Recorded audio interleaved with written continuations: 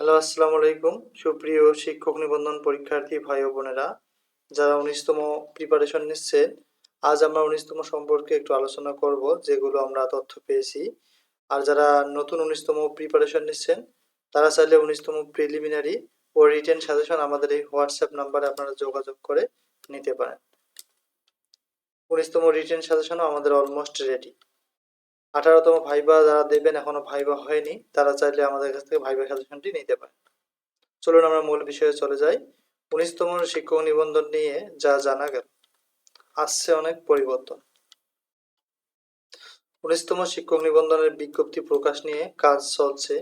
ইতিমধ্যে বিজ্ঞপ্তি প্রকাশ নিয়ে অনানুষ্ঠানিক আলোচনাও হয়েছে, তবে বিজ্ঞপ্তি প্রকাশের নির্দিষ্ট দিনক্ষণ এখনই বলা সম্ভব হচ্ছে না। এজন্য আরও কিছুদিন অপেক্ষা করতে হবে।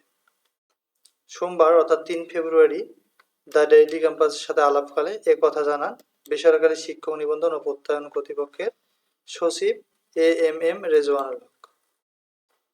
১৯তম নিবন্ধনের বিজ্ঞপ্তি কোন সময় প্রকাশ করা হতে পারে এমন প্রশ্নের জবাবে সচিব আরও বলেন, বিজ্ঞপ্তি এক সময় না এক সময় প্রকাশ হবে, সেজন্য আমরা কাজ করছি। 18তম নিবন্ধনের ভাইবার মাঝামাঝি বিজ্ঞপ্তি প্রকাশ করা হতে পারে বলে জানান। এই সময় সম্ভব না হলে ভাইবার শেষে। জানা গেছে নিবন্ধন পরীক্ষায় বেশ কিছু পরিবর্তন আনার সম্ভাবনা রয়েছে। এই বিষয়গুলো এখনো চূড়ান্ত হয়নি, সেজন্য ১৯তম শিক্ষক নিবন্ধনের বিজ্ঞপ্তি প্রকাশের বিষয়ে চূড়ান্ত কোনো সিদ্ধান্ত নেওয়া সম্ভব হয়নি। প্রসঙ্গত, বেসরকারি শিক্ষা প্রতিষ্ঠানে শিক্ষক নিয়োগের যোগ্যতা অর্জন করতে হয় শিক্ষক নিবন্ধন পরীক্ষার মাধ্যমে। ২০০৫ সালে প্রতিষ্ঠার পর এখন পর্যন্ত 18টি বিজ্ঞপ্তি প্রকাশ করেছে এনটিআরসি।